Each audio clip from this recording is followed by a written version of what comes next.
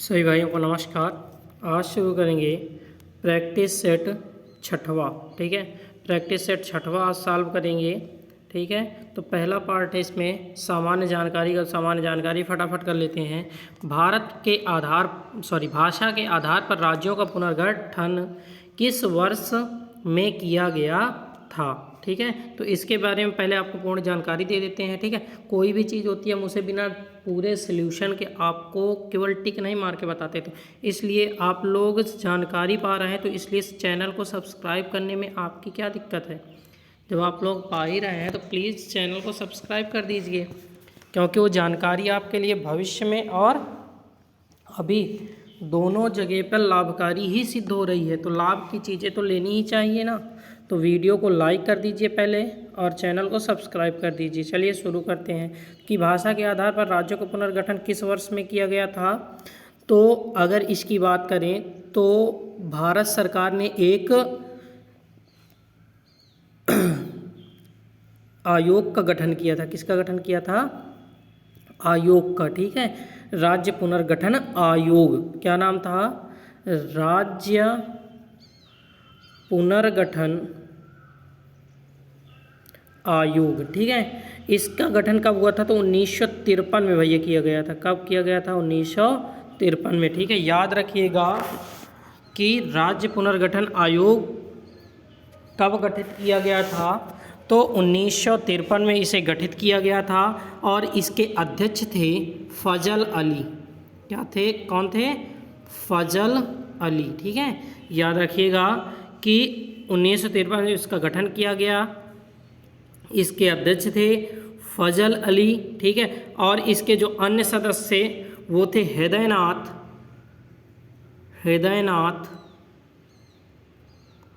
कुंजरू। ठीक है, दूसरा था, इन्हीं के दूसरे सदस्य थे KM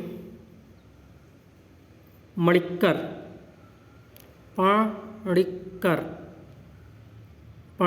ठीक है, तो याद रखिएगा कि जो भाषाओं के आधार पर राज्यों के पुनर्गठन के लिए केंद्र सरकार ने आयोग गठित किया था, 1953 में गठित हुआ था। उसके अध्यक्ष कौन थे? फजल अली थे। कौन थे? फजल अली। और उसके अन्य सदस्य कौन थे? तो हृदयनाथ कुंजरू और KM पणिक्कर। ठीक है, ये उनके सदस्य थे। तो ये चीज़ आपको पता चल गई। फिर इसके बाद ये जो आयोग था उसने सितंबर में, कब? सितंबर 1955 में तो उसने सितंबर 1955, कब भैया?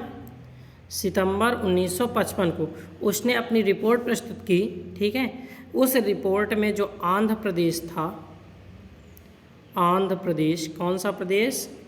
आंध्र प्रदेश को पहला भाषाई आधार पर स्वतंत्र राज्य घोषित किया गया।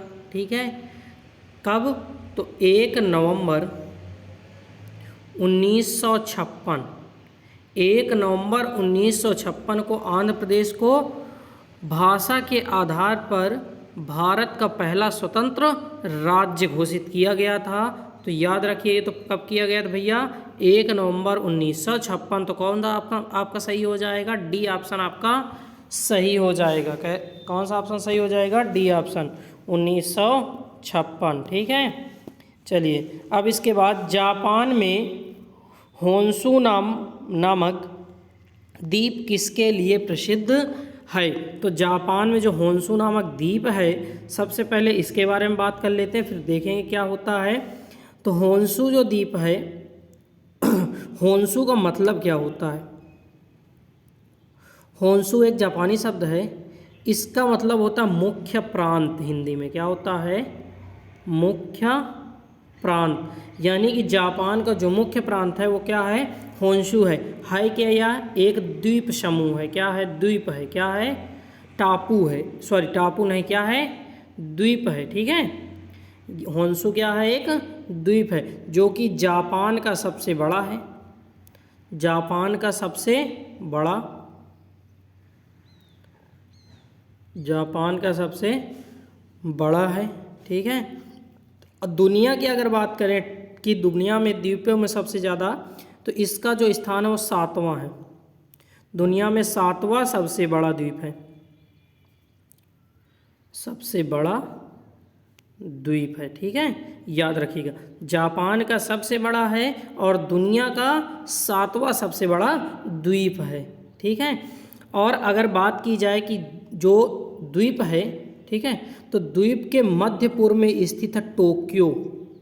मध्य पूर्व में क्या स्थित है? टोक्यो। टोक्यो जानते हैं ना आप, जापान की राजधानी। जापान की राजधानी कहाँ स्थित है? तो उसके मध्य पूर्व में स्थित है, ठीक है। और इसका जो अधिकतर भाग है होन्शु का, वो पहाड़ी है। क्या है भैया? पहाड़ी है, पहाड़ी है। और बहुत सारे वहाँ पर ज्वालामुखी भी हैं। क्या है? ज्वालामुखी, ठीक है, बहुत सारे ज्वालामुखी स्थित हैं। फिर अगर बात की जाए कि ये प्रसिद्ध किस लिए है, तो सीधी सी बात, अगर पहाड़ी एरिया होता तो वहाँ पे खनिजों की मात्रा अधिक होती। भैया किसकी मात्रा अधिक होती है? खनिजों की मात्रा। तो वहाँ पर यह प्रसिद्ध है तेल के लिए, ठीक है। किसके लिए प्रसिद्ध है? तेल के लिए। लेकिन इसके अलावा और क्या पाया जाता है? तो जिंक यानी कि जस्ता, ठीक है, कापर, कापर भी यहाँ पर प्राप्त होता है। तो ये किसके लिए प्रसिद्ध है? तेल के लिए, जिंक के लिए, कापर के लिए, ठीक है। तो याद रखिएगा। तो कौन सा ऑप्शन आपका सही हो जाएगा? सी ऑप्शन आपका भैया सही हो जाएगा। चलिए चलते हैं तीसरे नंबर पे। तीसरा नंबर क्या है? भारत के किस गवर्नर जनरल को स्थानीय स्वशासन का पिता कहा जाता है? ठीक है, तो किसको कहा जाता है? तो लॉर्ड रिपिन को बोला जाता है। भैया किसको बोला जाता है? लॉर्ड रिपिन को बोला जाता है कि स्थानीय स्वशासन का पिता, ठीक है। और स्थानीय स्वशासन की जो शुरुआत है कब हुई थी भैया? तो 1882 ईस्वी में। कब हुई थी भैया? 1882 ईस्वी में। किसके द्वारा की गई थी? तो लॉर्ड रिपिन के कार्यकाल में लॉर्ड रिपिन द्वारा लागू किया गया था। और इस जो प्रमुख कार्य थे इसके, वो कौन से थे? किसके? लॉर्ड रिपिन के, ठीक है। लॉर्ड रिपिन के जो कार्य थे, लॉर्ड रिपन, ठीक है, इनके जो कार्य थे वो कौन से थे? तो वर्नाकुलर प्रेस एक्ट की समाप्ति, प्रेस एक्ट की समाप्ति कब हुई थी? 1882 में। कब हुई थी भैया? 1882 ईस्वी में, ठीक है। वर्नाकुलर प्रेस एक्ट को समाप्त कर दिया था इन्होंने। दूसरा जो काम था, प्रथम फैक्ट्री एक्ट। प्रथम फैक्ट्री एक्ट इन्होंने लागू किया था 1881 में। भैया कब लागू किया था? 1881 ईस्वी में। इसके अलावा जो प्रथम नियमित जनगणना लागू की गई थी, ठीक है, यानी कि हर 10 साल में जनगणना होगी, तो वो भी कब किन्होंने लागू की थी? लॉर्ड रिपन ने लागू की थी 1881 में, ठीक है, प्रथम नियमित जनगणना। फिर इसके अलावा स्कूली शिक्षा हेतु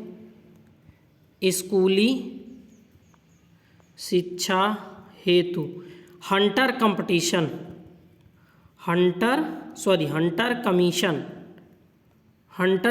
की नियुक्ति की थी। स्कूली शिक्षा हेतु हंटर कमीशन की नियुक्ति की थी। कब की थी भैया? तो 1882 में की थी। कब की थी? 1882 में की थी, ठीक है। इसके अलावा अकाल संहिता की स्थापना की थी। अकाल संहिता का मतलब होता है कि न्याय पुस्तिका। कब लागू की थी? 1883 में, ठीक है भैया। कब लागू की थी? 1883 में लागू की थी, ठीक है। चलिए आगे देखते हैं। चौथा नंबर, निम्नलिखित में से किसने पहले 1935 में संविधान सभा का सुझाव प्रस्तावित किया? ठीक है, तो किसने प्रस्तावित किया था? तो M.N. राय ने। किसने प्रस्तावित किया था भैया? M.N. राय, ठीक है। चलिए, कब प्रस्तुत हुआ था? 1935 में, ठीक है, लिखा ही है। तो किसने प्रस्तुत किया था अगर ये पूछा जाए तो? भारतीय राष्ट्रीय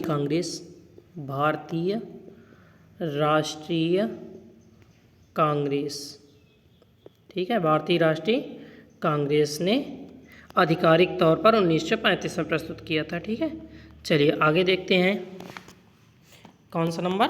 5वां नंबर। वर्तमान कंप्यूटरिंग में समस्त विश्व में कौन सा कोड प्रयोग किया जाता है? ठीक है, समस्त विश्व में कौन सा कोड प्रस्तुत किया जाता है? तो ये चीज़ देखिए, याद रखिएगा, जो कंप्यूटर चलाते हैं उनको पता होगा कि वर्तमान कंप्यूटरिंग में समस्त विश्व में कौन सा कोड प्रयोग किया जाता है और स्वीकार है। तो कौन सा है? तो ASCII कौन सा कोड है भैया? ASCII यानी II। ठीक है, तो इसका फुल फॉर्म क्या होता है? फुल फॉर्म देख लीजिएगा, अमेरिकन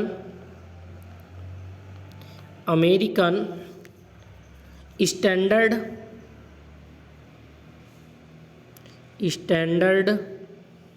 कोड फॉर इंफॉर्मेशन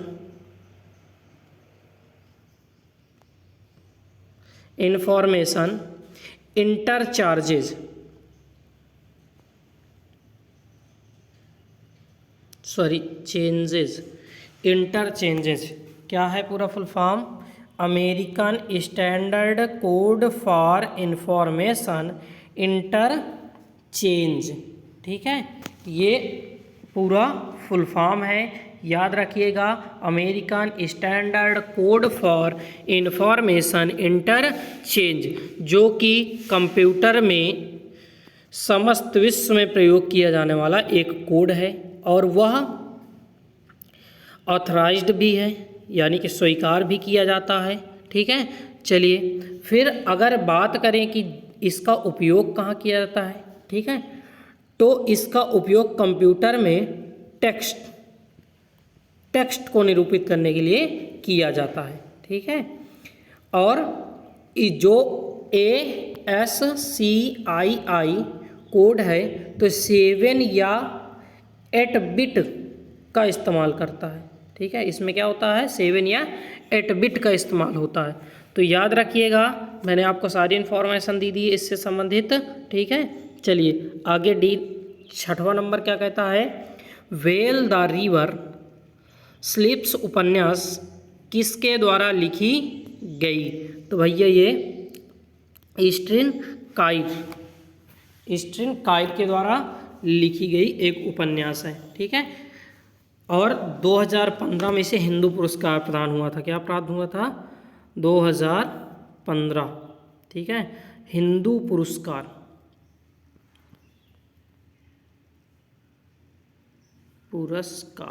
ठीक है, 2015 में हिंदू पुरस्कार इसे प्राप्त हुआ था। चलिए आगे देखते हैं। अगला है, प्रत्येक वर्ष कितने नोबेल पुरस्कार दिए जाते हैं? प्रत्येक वर्ष कितने नोबेल पुरस्कार दिए जाते हैं? तो कितने दिए जाते हैं भैया? 6 दिए जाते हैं। कितने नोबेल पुरस्कार दिए जाते हैं? 6 नोबेल पुरस्कार दिए जाते हैं। क्षेत्र कौन कौन से अगर उनकी बात कर लें तो क्षेत्र है एक शांति के क्षेत्र में। ठीक है, शांति के क्षेत्र में दिया जाता है। इसके अलावा साहित्य के क्षेत्र में दिया जाता है, भौतिक के क्षेत्र में दिया जाता है, रसायन के क्षेत्र में दिया जाता है, रसायन के क्षेत्र में, चिकित्सा के क्षेत्र में, अर्थशास्त्र के क्षेत्र में। ठीक है, कितने क्षेत्र हैं? 6 क्षेत्र हैं। 6 क्षेत्रों में दिया जाता है। और ये तो पता ही हो आपका, ठीक है, कि जो पुरस्कार है नोबेल पुरस्कार, वो सर्वोच्च पुरस्कार है विश्व का। ठीक है, विश्व का सबसे सर्वोच्च है, यानी कि इससे बड़ा कुछ भी नहीं होता, सर्वोच्च पुरस्कार है। ठीक है, पुरस्कार। ठीक, किस क्षेत्र में दिया जाता है? तो शांति के क्षेत्र में, साहित्य के क्षेत्र में, भौतिक के क्षेत्र में, रसायन के क्षेत्र में, चिकित्सा के क्षेत्र में, अर्थशास्त्र के क्षेत्र में महत्वपूर्ण योगदान देने वाले व्यक्तियों को ये पुरस्कार दिया जाता है। ठीक है, और इसकी शुरुआत किसने की थी? तो भैया इसकी शुरुआत 10 दिसंबर दिसंबर 1901, 10 दिसंबर 1901 में पहली बार इसे घोषित किया गया था, ठीक है। और इसको चालू करने वाले थे अल्फ्रेड बर्नहार्ड,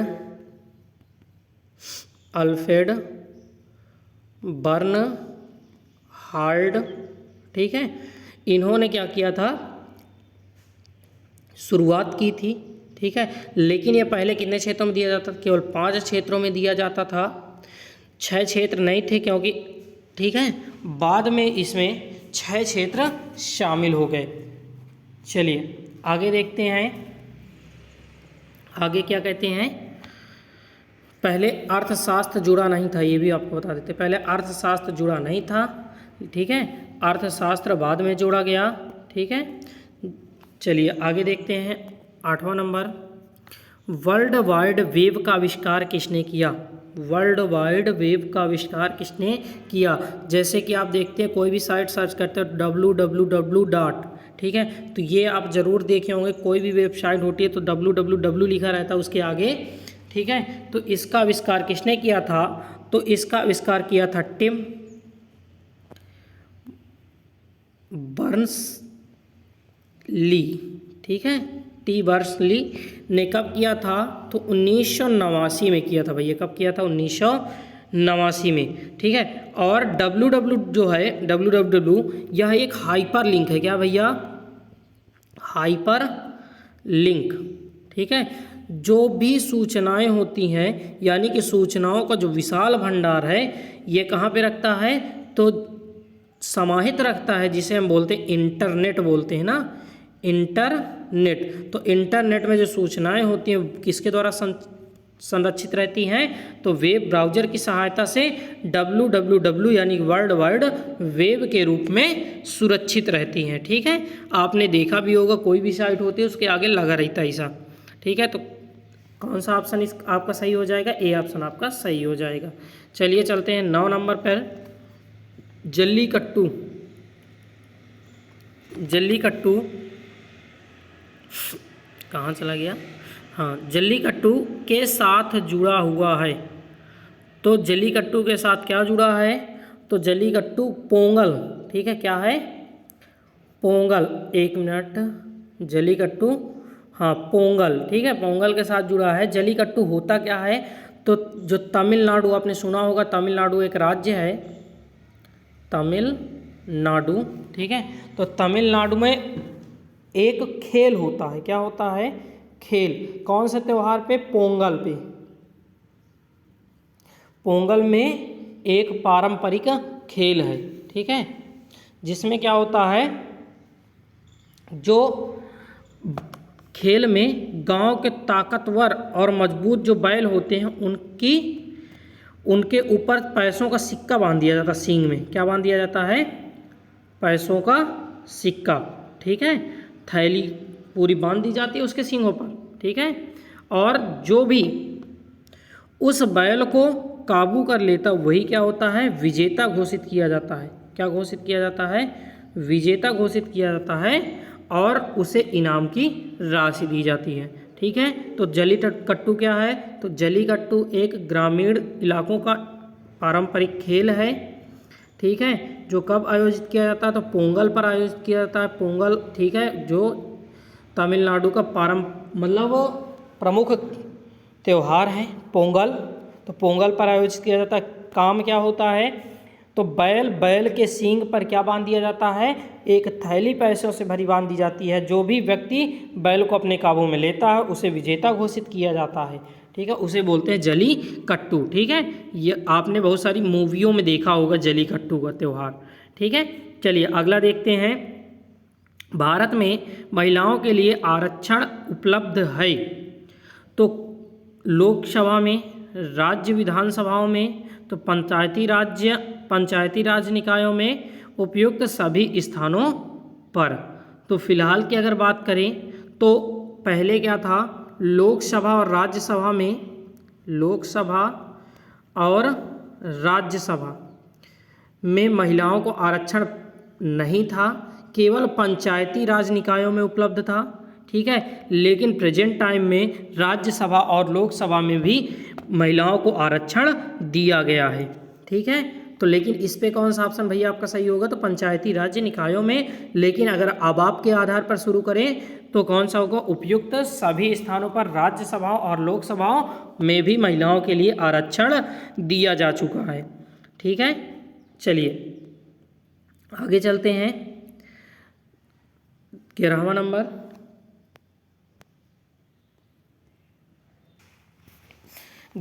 कह रहा है कि भारत में सबसे पहले जनगणना किस वर्ष हुई थी। भारत में पहली जनगणना किस वर्ष हुई थी, तो 1872 में हुई थी। कब हुई थी भैया, 1872 में। और इसके पहले मैंने बताया कि लॉर्ड जो रिपन थे, लॉर्ड रिपन के कार्यकाल में नियमित जनगणना की शुरुआत हुई। कब हुई थी, 1881 से हुई थी। कब हुई थी भैया, 1881 से, ठीक है। और स्वतंत्र भारत में पहली जनगणना कब हुई थी, तो 1951 को हुई थी। कब हुई थी, 1951 की, ठीक है। और अगर बात करें 2011 में, कब हुई, 2011 में हुई थी लास्ट, ठीक है। तो 2011 में 15वीं हुई थी। कौन सी हुई थी, 15वीं जनगणना हुई थी। और स्वतंत्र भारत की कौन सी थी, 7वीं जनगणना थी, ठीक है। स्वतंत्र भारत की 7वीं और पूरे जनगणना की तो 15वीं जनगणना हुई थी भारत की, ठीक है। चलिए 12 नंबर देखते हैं। 12 नंबर क्वेश्चन क्या कहता है, तो इस पे पहले जनगणना 1972, तो यानी कि बी ऑप्शन आपका सही हो जाएगा। अगर आपसे पूछता है कि नियमित जनगणना कब शुरू हुई तो 81 सही होगा।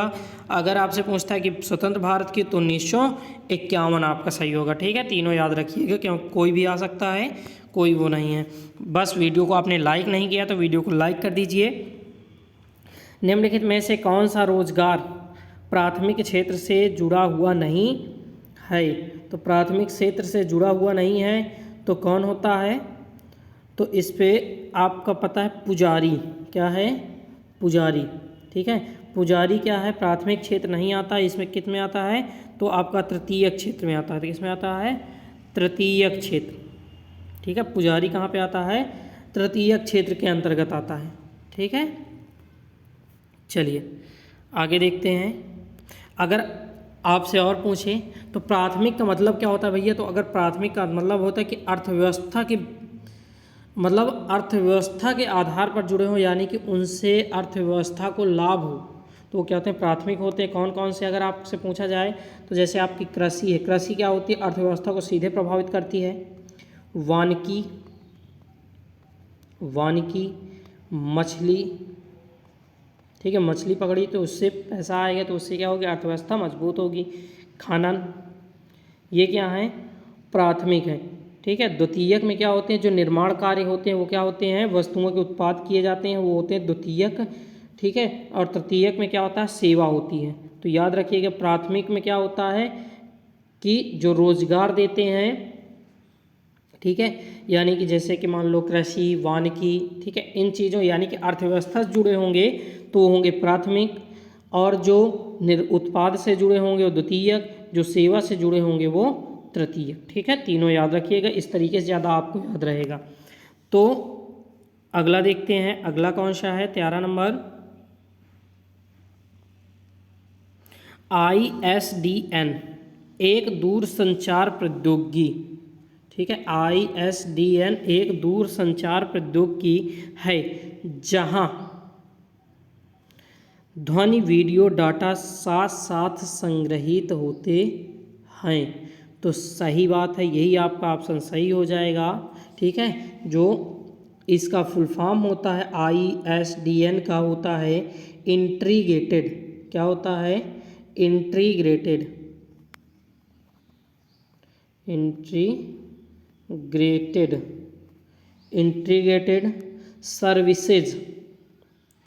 सर्विसेज, ठीक है, सर्विसेज डिजिटल नेटवर्क, ठीक है। क्या होता है, इंटीग्रेटेड सर्विसेज डिजिटल नेटवर्क, इसका फुल फॉर्म होता है। और इसमें क्या होता है, तो ध्वनि, वीडियो और डाटा साथ साथ संग्रहित रहते हैं। कहाँ क्या होता है, साथ साथ ये संग्रहित रहते हैं। ठीक है, चलिए आगे देखते हैं। नई दिल्ली का मुख्य वास्तुविद एवं डिजाइनर कौन था? ठीक है, यानी कि दिल्ली को बनाने वाला कौन था? तो एडविन ल्यूटेंस क्या था? दिल्ली का मुख्य वास्तुविद एवं डिजाइनर था। ठीक है, और दिल्ली के पहले जो भारत की राजधानी थी वो क्या थी? कलकत्ता थी। क्या थी भैया? कलकत्ता। सुना है ना नाम?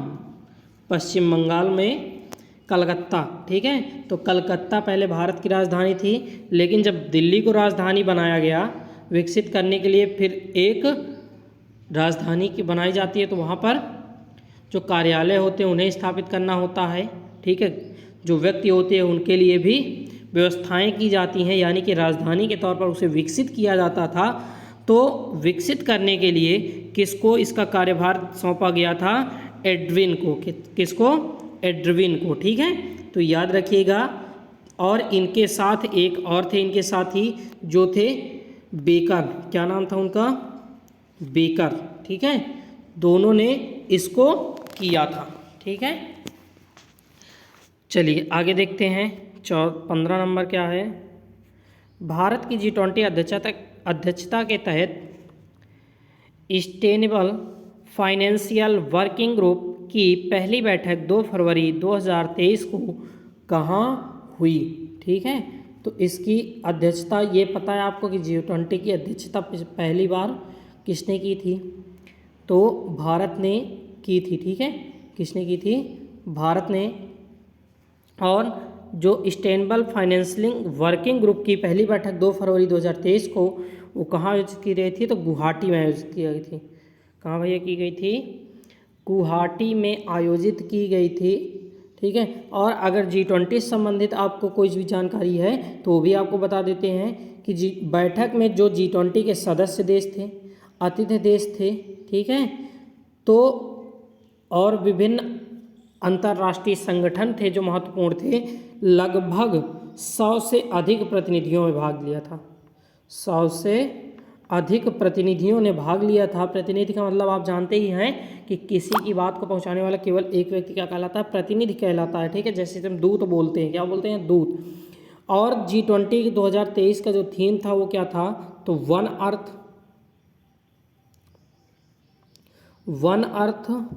One family, one earth one family one future, one family one future, ये एक था। ठीक है, दूसरा क्या था थीम? वसुधैव कुटुंबकम, जो हमारा आदर्श वाक्य माना जाता है वो उसका भी आदर्श वाक्य था वसुधैव कुटुंबकम। ठीक है, तो इसका जो थीम था वो क्या था? One earth one family one future, और जो आदर्श वाक्य था वो क्या था? वसुधैव कुटुंबकम। ठीक है, तो ये G20 का 2023 के थीम थे। चलिए आगे देखते हैं। विश्व आर्द्र भूमि दिवस 2 फरवरी की 2030 थीम क्या है? ठीक है, तो अब ये भी आपको देखो पता चल चुका है कि आर्द्र भूमि दिवस कब मनाया जाता है? 2 फरवरी को मनाया जाता है। कब मनाया जाता है भैया? 2 फरवरी को। ठीक है, और जो पहला सम्मेलन था तो ये लागू कहाँ से हुआ था? तो 1972 में। 1972 में ईरान की, कहाँ? ईरान की रामसर, सुना है नाम? ईरान के रामसर में सम्मेलन में इसे 2 फरवरी को मनाने का प्रस्ताव किया गया था, जो मान लिया गया था, और 2 फरवरी को विश्व आर्द्र भूमि दिवस मनाया जाने लगा। और इस बार का जो थीम था वो था इट्स टाइम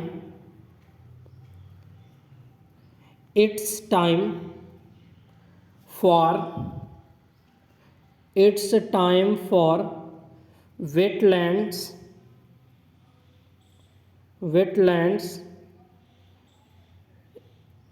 रिस्टोरेशन रेशन, ठीक है। One time for wetlands restoration, ठीक है। चलिए, तो कौन सा ऑप्शन सही हो जाएगा? ए ऑप्शन आपका सही हो जाएगा।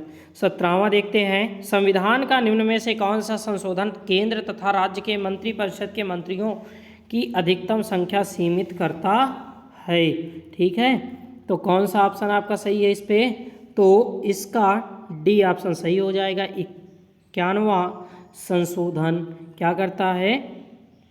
जो मंत्रियों की होती है अधिकतम संख्या को सीमित करता है, ठीक है। चलिए आगे देखते हैं। 18 नंबर क्या कहता है? हुमायूं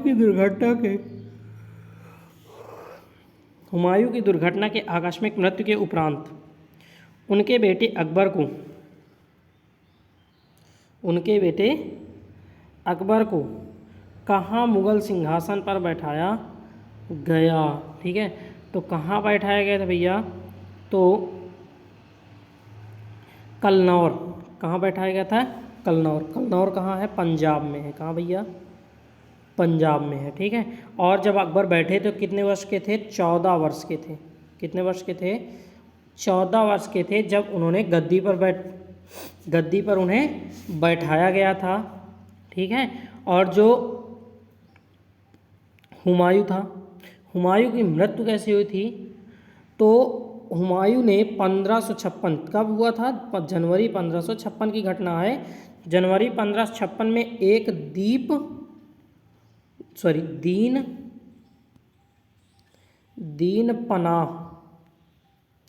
दीन पनाह भवन था। क्या था? दीन पनाह भवन। तो वहाँ पे एक पुस्तकालय था, तो पुस्तकालय की सीढ़ियों से हुमायूं गिर गए थे जिससे उनकी मृत्यु हो गई थी, ठीक है। और जब उसका समाचार बैरम खां के पास पहुंचा, किसके पास? बैरम खां।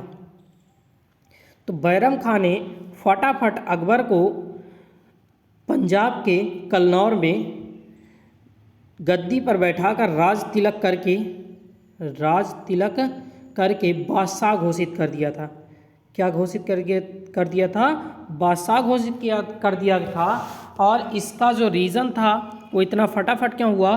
क्योंकि उस समय की नीति थी, अगर किसी भी राज्य में अगर वहाँ का बादशाह नहीं है तो अन्य जो बादशाह होते थे, शहंशाह होते थे, वो आक्रमण कर दिया करते थे और उसे अपनी गिरफ्त में लेने की कोशिश किया करते थे। तो इसलिए बैरम खां ने फटाफट अकबर को बादशाह घोषित कर दिया, ठीक है। और ये भी आपको एक बात याद रखना, बैरम खां को जो अकबर था उसका संरक्षक माना जाता है। क्या माना जाता है? संरक्षक माना जाता है। संरक्षक पिता भी बोल सकते हैं आप कि बैरम खां अकबर का संरक्षक था, ठीक है। चलिए आगे देखते हैं। 19 नंबर क्या है?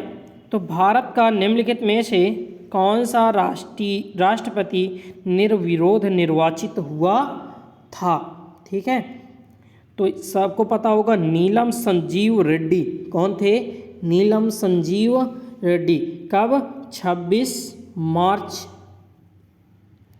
1977। 26 मार्च 1977 को, ठीक है। लोकसभा का स्पीकर नियुक्त किया गया था, ठीक है। सर्वसम्मति से क्या किया गया था? स्पीकर नियुक्त किया गया था 1977 में 26 मार्च को। लेकिन इन्होंने क्या किया? 13 जुलाई को पद छोड़ दिया 1977 में ही। 13 जुलाई 1977 में इन्होंने क्या किया? पद छोड़ दिया। क्यों? क्योंकि उन्होंने राष्ट्रपति पद के लिए नामांकन के लिए इन्होंने स्पीकर का पद त्याग दिया, ठीक है। और राष्ट्रपति के लिए कुल 21 नामांकन पत्र दाखिल हुए थे। कितने नामांकन दाखिल किए थे?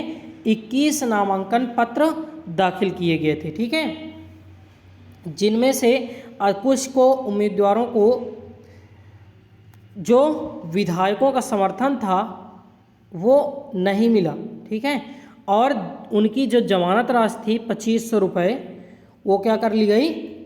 जमा नहीं कराई गई, ठीक है। उनकी जो 2500 रुपये की जमानत राशि वो जमा नहीं कराई गई थी, ठीक है। और 21 जुलाई को, कब? 21 जुलाई को, 21 जुलाई को जो चुनाव अधिकारी थे, चुनाव अधिकारी, उन्होंने प्रेस कॉन्फ्रेंस करके नील संजीव रेड्डी को निर्विरोध चुनाव जीत गए इसकी घोषणा की थी, ठीक है, इसकी घोषणा की थी। चलिए, तो याद रखिएगा कौन है? नील संजीव रेड्डी। और ये भारत के कौन से राष्ट्रपति थे? तो 8वें राष्ट्रपति थे। तो कौन थे भैया? 8वें राष्ट्रपति के रूप में पद ग्रहण किया था। अब आपके लिए क्वेश्चन है कि प्रेजेंट टाइम पर भारत के राष्ट्रपति कौन है? प्रेजेंट टाइम पर भारत के राष्ट्रपति कौन हैं? और प्रणब मुखर्जी भारत के कौन से राष्ट्रपति थे, किस नंबर के? ये आपको बताना है, कमेंट में आप जरूर बताइएगा। भारत का निम्नलिखित में से रेडियो तरंग का वेग कितना होता है? ठीक है, रेडियो तरंग का वेग कितना होता है? तो 3 × 10⁸ मीटर प्रति सेकंड। ठीक है, क्या होता है? 3 × 10⁸ मीटर प्रति सेकंड। और ये किसका वेग होता है? तो प्रकाश का होता है, प्रकाश की चाल। तो प्रकाश के चाल के बराबर रेडियो तरंगिक वेग होता है, ठीक है, याद रखिएगा। चलिए आगे देखते हैं। एफएम का प्रसारण बैंड के बीच होता है, ठीक है, प्रसारण बैंड किसके द्वारा होता है? तो वीएचएफ रेंज के, ठीक है, वीएचएफ रेंज यानी कि very high frequency,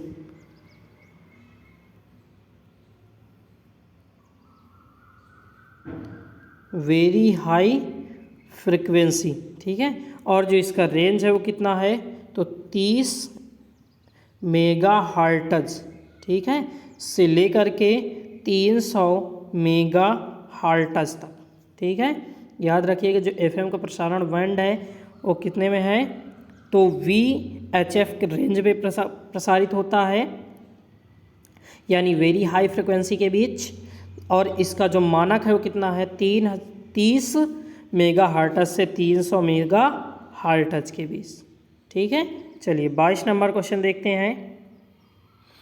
tape recorder में टेप की चाल कितनी होती है? तो टेप रिकॉर्डर में टेप की चाल होती है, वो होती है 4.76 सेंटीमीटर प्रति सेकेंड। तो डी ऑप्शन आपका सही हो जाएगा, ठीक है। अब टेप रिकॉर्डर आपने देखा होगा, टेप रिकॉर्डर में क्या होती हैं? सूचनाएं होती हैं। क्या होती हैं? सूचनाएं होती हैं जो पट्टियों के रूप में दर्ज की जाती हैं। किसके रूप में? पट्टियों के रूप में दर्ज की जाती हैं। और इसे किससे बनाया जाता है? तो पॉलीएस्टर से बनाया जाता है। किससे बनाया जाता है? पॉलीएस्टर से बनाया जाता है, ठीक है। चलिए आगे देखते हैं।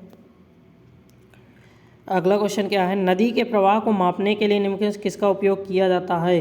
तो नदी के प्रवाह को मापने के लिए किसका प्रयोग किया जाता है भैया? तो क्यूसेक मीटर। किसका प्रयोग किया जाता है? क्यूसेक मीटर का प्रयोग किया जाता है, ठीक है। नदी का प्रवाह किस में नापा जाता है? क्यूसेक मीटर में। फिर यहाँ पे है ब्यूफोर्ट स्केल। तो ब्यूफोर्ट स्केल का प्रयोग किस में किया जाता है? तो समुद्र में हवा की गति, ठीक है। समुद्र में हवा की गति क्या है? हवा की गति किससे नापी जाती है? ब्यूफोर्ट स्केल, ठीक है। क्यूसेल से क्या नापा जाता है? नदी के पानी का प्रवाह नापा जाता है। फिर रिक्टर स्केल, तो इसे भूकंप मापी बोलते हैं, यानी भूकंप नापा जाता है। क्या नापा जाता है भैया? इससे भूकंप मापा जाता है, ठीक है, रिक्टर स्केल से कि भूकंप कितनी तीव्रता का आया है, तो भूकंप नापते हैं। फिर इसके बाद है एनीमोमीटर। क्या है? एनीमोमीटर। तो एनीमोमीटर से क्या नापते हैं? तो पृथ्वी के तल पर हवा की गति, पृथ्वी के तल पर हवा की गति, ठीक है। तो याद रखिएगा, ब्यूफोर्ट से समुद्र में हवा की गति, क्यूसेक में नदी के प्रवाह की गति, स्केल से रिक्टर स्केल से भूकंप नापा जाता है, भूकंप की तीव्रता, और एनीमोमीटर से पृथ्वी के तल पर हवा की गति। ठीक है, चारों आपके हो गए, याद रखिएगा। फिर सुपरसोनिक स्पीड मापने का यूनिट क्या है? तो सुपरसोनिक को मैक से नापते हैं। क्या किससे नापते हैं? मैक से। ठीक है, तो मैक बराबर क्या होता है? तो मैक बराबर होता है वस्तु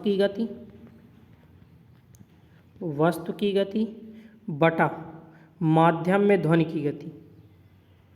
माध्यम में ध्वनि की गति। ठीक है, मैक सुपरसोनिक मिसाइलें होती हैं, तो मिसाइलों को किस में नापा जाता है? उनकी स्पीड मैक में नापते हैं। मैक कैसे निकाला जाता है? तो वस्तु की गति बटे माध्यम में ध्वनि की गति। ठीक है, याद रखिएगा। चलिए आगे देखते हैं। मैक आपका ए ऑप्शन आपका सही हो जाएगा। अगला 25 नंबर, खाद्यान्नों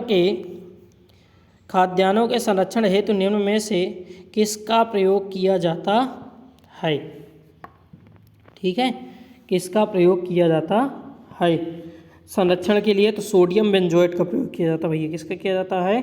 सोडियम बेंजोएट। डी ऑप्शन आपका सही होगा। फार्मूला भी याद रखिएगा, NaC7H5O2। ठीक है, ये है सोडियम बेंजोएट, इसका प्रयोग किया जाता है संरक्षण हेतु। ठीक है, चलिए आगे देखते हैं। हाँ, एक चीज़ आपको देखो मैक वाले में नहीं बताया, अगर मैक का मान 1 आता है, क्या आता है? 1, तो यानी कि जो चाल होगी, ठीक है, या गति होगी, वो किसके बराबर होगी? 1 है तो ध्वनि के बराबर है। अगर इससे ज़्यादा आता है, जैसे 1.35 हो गया, तो यानी कि वो 35% ध्वनि की गति से क्या है? अधिक है। ठीक है, इस प्रकार से।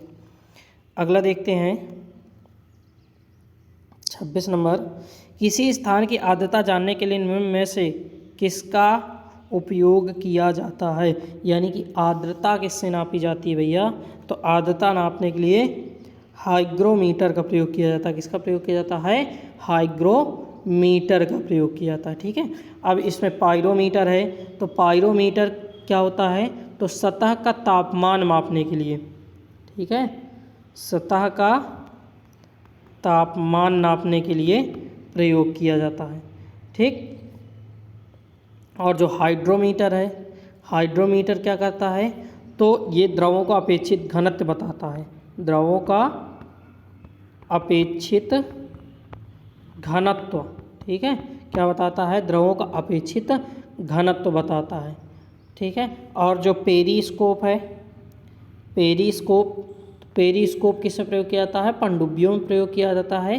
ठीक है, जब पानी में डूबे रहते हैं तो पानी की सतह पर जैसे कोई वस्तु तैर रही हो, जैसे पनडुब्बी होते हैं तो नीचे चली जाती है ना पानी के, तो पानी के ऊपर की सतह पर अगर कोई वस्तु देखनी होती है तो किसका प्रयोग करते हैं? पेरिस्कोप का प्रयोग करते हैं। ठीक है, किसका प्रयोग करते हैं? पेरिस्कोप का। और ये ऐसा होता है कि ये चारों दिशाओं को देख सकता है, लेकिन इसे कोई नहीं देख सकता है। ठीक है, ये चारों ओर के वातावरण को देख सकता है सतह के। चलिए आगे देखते हैं।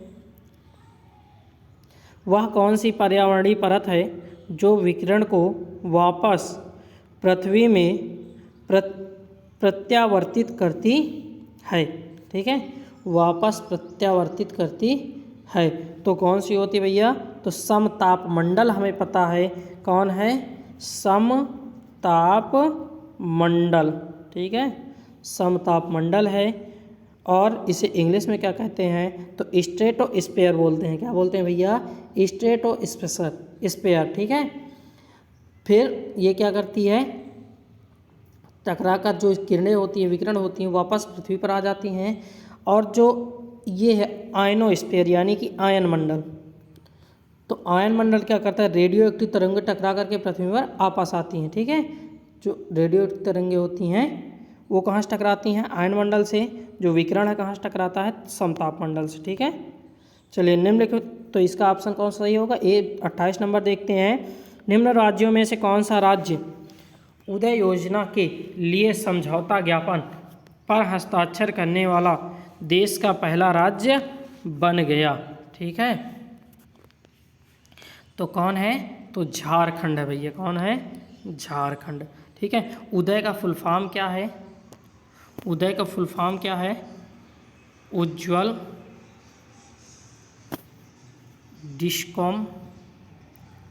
डिस्कॉम, ठीक है, इक्विरेंस योजना, सॉरी इंश्योरेंस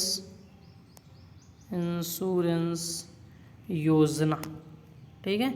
और इसका शुभारंभ किसने किया था? तो प्रधानमंत्री मोदी जी, ठीक है। कब किए थे? तो 5 नवंबर 2015। कब किया था? 5 नवंबर 2015 को किया था। चलिए आगे देखते हैं। महात्मा गांधी भारतीय राष्ट्रीय कांग्रेस के अध्यक्ष किस वर्ष बने? ठीक है, महात्मा गांधी भारतीय राष्ट्रीय कांग्रेस के अध्यक्ष किस वर्ष बने?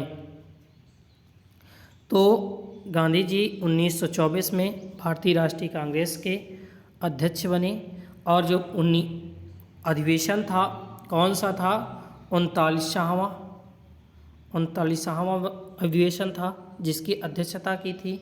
और कहाँ पर हुआ था अगर आपसे ये पूछा जाए तो बेलगाम कहाँ है? कर्नाटक में स्थित है बेलगाम, तो वहाँ पर संपन्न हुआ था, ठीक है। और भी अगर आपको याद रखना है, जैसे कि इसमें 23 दिया गया था, तो 23 में कौन थे? तो 23 में एक विशेष अधिनियम था, तो किसने किया था? तो अबुल कलाम आज़ाद। इसके अध्यक्ष कौन थे? अबुल कलाम आज़ाद, ठीक है। अबुल कलाम आज़ाद ने इसका अध्यक्षता करी थी, ठीक है। और 23 में ही और किया गया था एक अधिवेशन, 39वां अधिवेशन, जिसके अध्यक्ष थे मौलाना, ठीक है, मोहम्मद अली, ठीक है।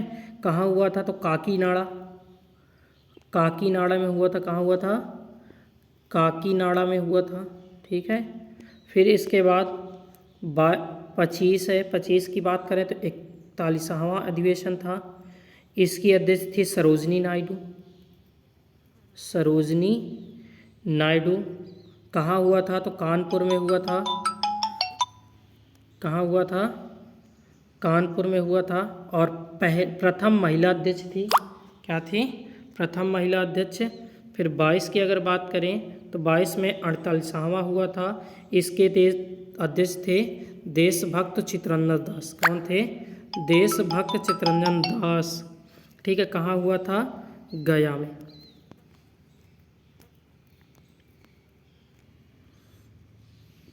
आगे है क्रीमी लेयर संबंधित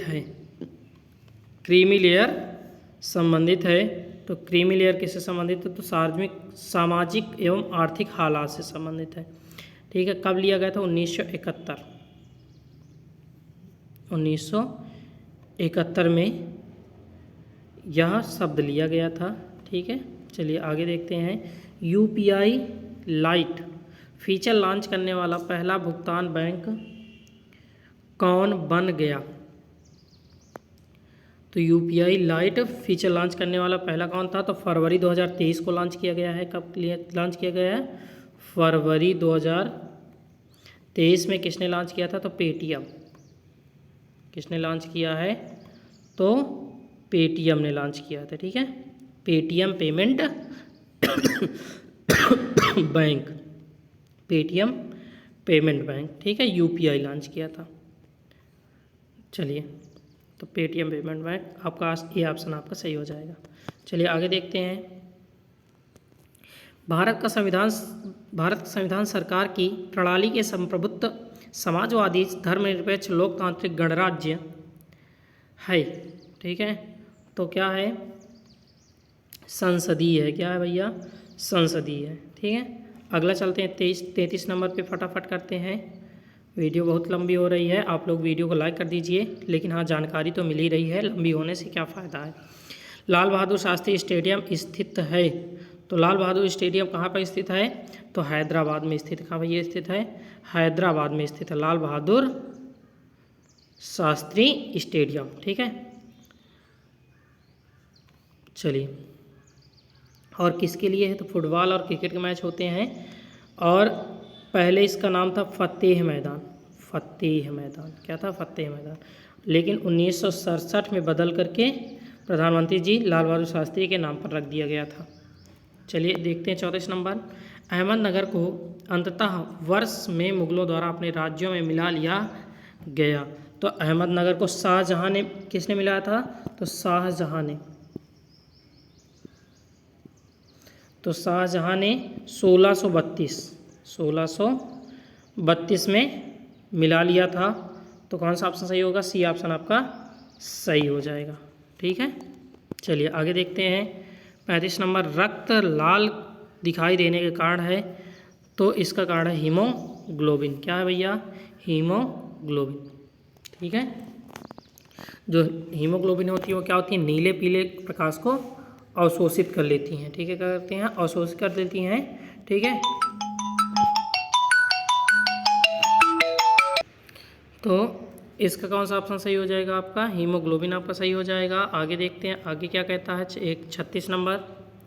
निम्नलिखित में से किस प्रमुख भारतीय फसल को उच्च तापमान 25 डिग्री सेल्सियस से ऊपर की आर्द्रता की आवश्यकता होती है? ठीक है, किसको आवश्यकता होती है? 25। गेहूँ, तब मटर, चावल, चना। तो किसको होती है भैया? तो 25 डिग्री सेल्सियस से ज़्यादा की आवश्यकता होती है चावल को। किसको आवश्यकता होती है? चावल को। ठीक है, जो चावल उत्पादन में अगर भारत की बात करें तो भारत दूसरा नंबर है। नंबर 1 पर है चीन। क्या है भैया? चीन चावल उत्पादन में प्रथम नंबर पर है। ठीक है, और भारत में जो प्रमुख प्रदेश हैं वो सबसे ज़्यादा कौन से हैं? तो सबसे ज़्यादा पहला नंबर है पश्चिम बंगाल। पश्चिम बंगाल लगभग 13% के आसपास, लगभग 14% के आसपास चावल ने उत्पादन करता है। उसके बाद है यूपी, पश्चिम बंगाल, फिर लगभग 13% यूपी निकालता है। फिर इसके बाद पंजाब है, पंजाब 10% के आसपास उत्पादन करता है। आगे देखते हैं 37। मैकमोहन रेखा एक रेखा है जो चीन और भारत के बीच राज्य को अलग करती है। तो मैकमोहन किसको अलग करती है? तो अरुणाचल प्रदेश। कहाँ पे है? अरुणाचल। आपने सुना होगा विवाद भी खूब चल रहा है अरुणाचल प्रदेश वाला। ठीक है, तो अरुणाचल प्रदेश को अलग करती है। जो मैकमोहन रेखा वो भारत चीन के बीच है। एक है रेड क्लिफ, रेड क्लिफ रेखा है भारत पाकिस्तान, भारत पाकिस्तान के बीच। किसने खींचा था? तो रेड क्लिफ ने खींचा था। उसे किसने खींचा था? मैकमोहन ने खींचा था। ठीक है, याद रखिएगा, पूछा जाता है। एक और रेखा संबंधित आता है डूरंड रेखा। डूरंड रेखा ये किसके है? तो पाकिस्तान और अफगानिस्तान के बीच की रेखा है। ठीक है, एक रेखा और आता है मैगिनॉट रेखा। तो मैगिनॉट रेखा किसके है? तो जर्मनी और फ्रांस के बीच है, जर्मनी और फ्रांस के बीच। ठीक है, इन चारों को याद रखिएगा, बहुत सारे पेपरों में पूछे जाते हैं। अगला है 38 number. Golden pain of freedom पुरस्कार किससे संबंधित है? तो किससे संबंधित है? तो पत्रकारिता से संबंधित है। किससे संबंधित है? पत्रकारिता से संबंधित है। ठीक है, अंतर्राष्ट्रीय पत्रकारिता। ठीक है, और इसे 1961 में शुरू किया गया था। कब शुरू किया था? 1961 में। ठीक है, चलिए तो आपका जो पहला सेशन था जीके जीएस, ठीक है, क्या था? जीके जीएस, वो समाप्त हो चुका है। बस आप लोग क्या करिएगा, चैनल को लाइक करिए और सब्सक्राइब नहीं किया सब्सक्राइब कर दीजिए, अपने दोस्तों के पास शेयर कर दीजिए। इतना काम आपके लिए है। मिलते हैं हिंदी में अब नेक्स्ट वीडियो में।